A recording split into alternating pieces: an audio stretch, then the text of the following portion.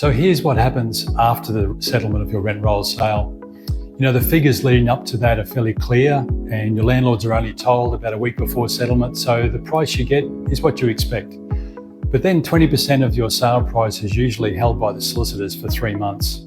And during that time, of course, any landlord that sacks your property manager, the new property manager, they're going to get that purchase price back for that client. So while the landlords don't have to opt in for the transfer, they still reserve that right to give 30 days notice and go. So of course we want to watch out that buyer is going to be a good match for your landlords, for your rent roll.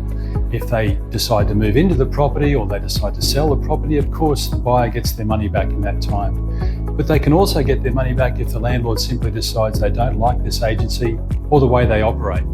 So your broker, that's me, needs to make sure we get a good match of rent roll and buyer of the rent roll to get you that maximum possible sale price. So making sure we have that best match may not mean the guy down the road that's a great person to deal with and you get along with, because they may be a terrible property manager.